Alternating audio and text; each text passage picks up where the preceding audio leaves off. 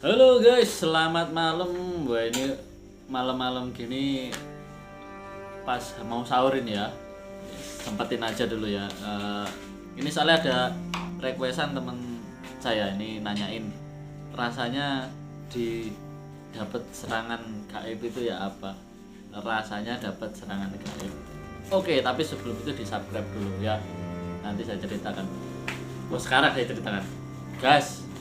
Hai guys, thank you udah menonton video ini sampai habis. Jangan lupa untuk di subscribe, nyalakan loncengnya, like, comment, dan share.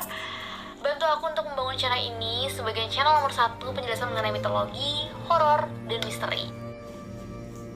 Udah? Jos. Oke, langsung ke ceritanya ya. Ini ya apa ya? Ada motor lewat bentar.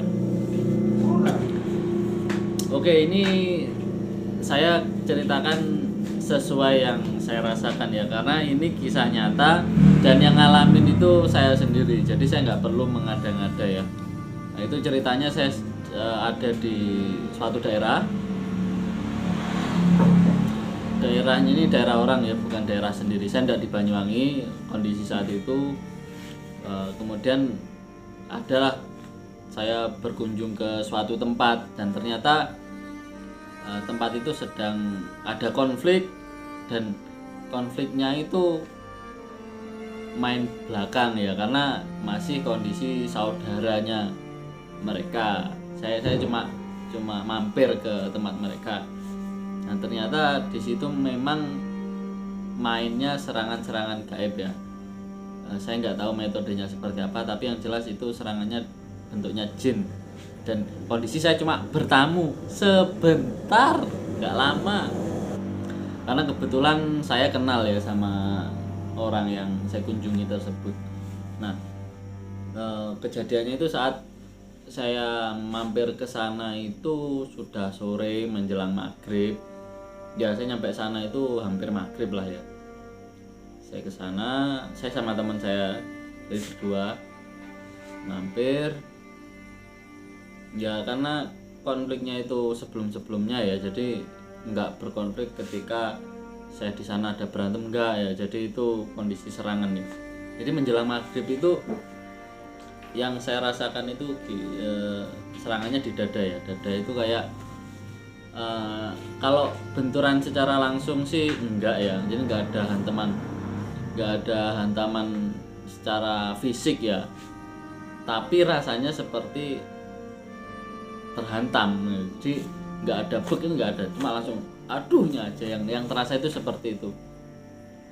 Dan saya nggak menyadari bahwa saya itu sedang merasakan diinjak-injak atau gimana. Jadi kayak ngeblank gitu, tapi terasa temannya itu terasa, kayak tekanannya itu terasa, tapi saya ngeblank, aku nggak sadar bahasanya aku itu sakit. Nah, kondisi saat itu yang saya lakukan itu cuma aduh gitu dok ya, kayak orang sakit kayak gitu, aduh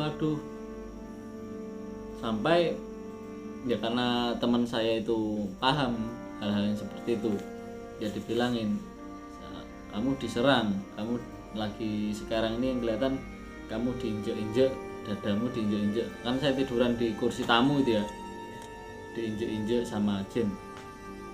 Aduh, terus gimana? Kak bilang gitu, tanya. Ya udah, ayo sekarang pulang. Jadi habis maghrib itu seketika diajak pulang dari wilayah tersebut, dipaksa itu, mau nggak mau. Padahal tuan rumahnya itu bilang, ya mbok besok aja. Aduh, dikatain seperti itu ya. Ya, teman saya bilang kalau besok pagi aja ya, saya pulangnya bareng mayat ya, maksudnya aku mati gitu loh. Yes, mau nggak mau daripada pulang bawa mayat, akhirnya saya dipaksa untuk pulang. Yaitu naik motor itu dibopong kayak orang sakitan itu, padahal sebelum kesana itu ya sehat gini wes aku. Sehat banget.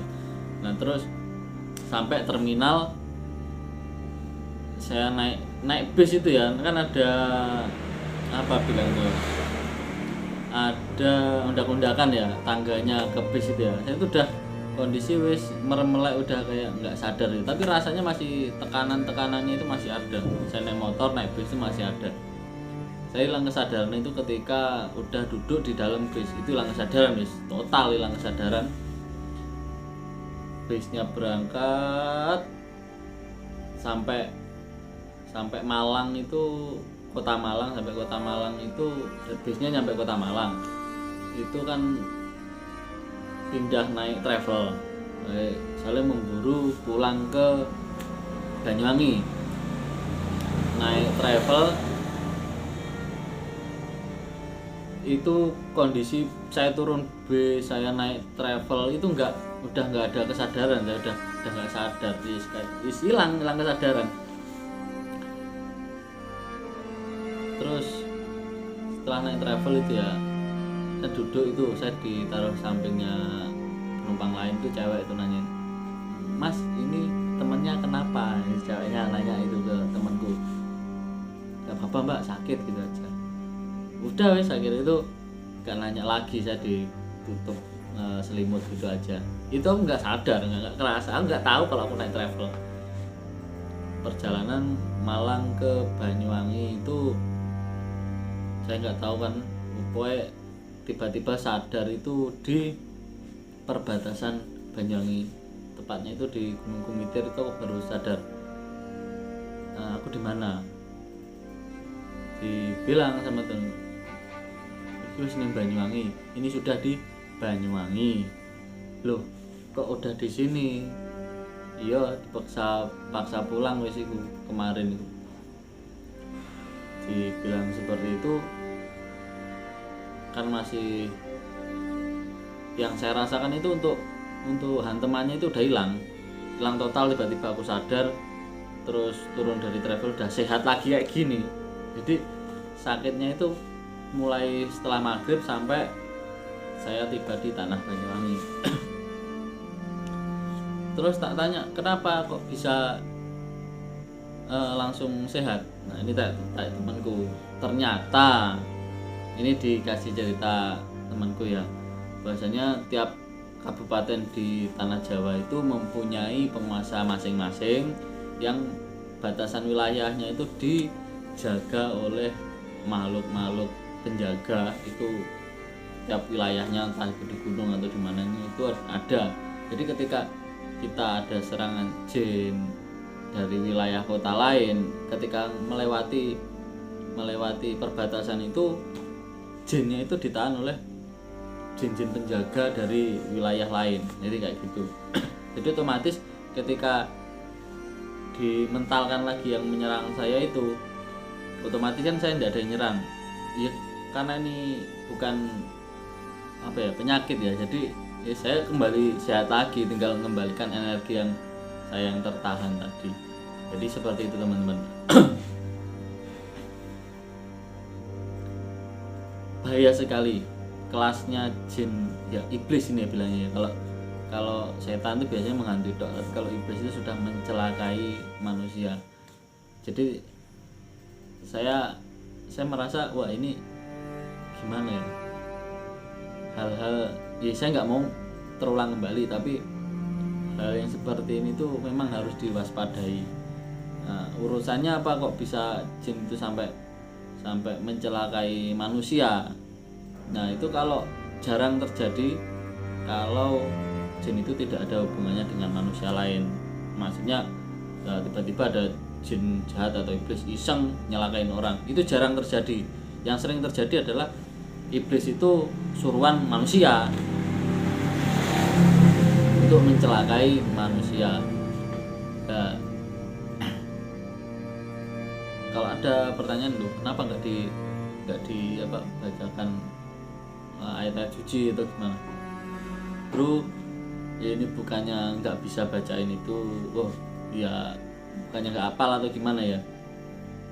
Kondisi seperti itu kita nggak bisa, maksudnya nggak bisanya itu nggak sempet ngingat untuk baca seperti itu, karena kita itu gimana ya, terlalu sibuk merasa sakit. Terus yang soal kesadaran itu seperti soul apa namanya, jiwanya itu setengah hilang. Jadi kayak otak itu nggak bisa berpikir lagi, padahal kita tahu tapi kita nggak bisa full kontrol badan ini. Jadi ya apa ya, jangan sampai lah teman-teman mengalami hal yang seperti itu. Sangat wah, pokoknya saya nggak bisa berkata banyak, cuma itu yang saya alami. Jangan sampai berurusan dengan hal-hal yang seperti itu, sumpah beban. Semoga kita dihindarkan dari hal seperti itu ya, karena di rumah sakit tidak ditanggung BPJS ya. Oke, itu aja. Oke, buat teman-teman, makasih sudah nonton. Lain kali akan saya ceritakan yang lainnya, tapi ini khusus di bulan puasa aja. Kenapa? Karena kalau di bulan-bulan biasa saya nggak berani cerita, apalagi bulan-bulan Syuro itu ya, saya nggak berani cerita hal mistis. Oke, terima kasih. Salam dari Randy C.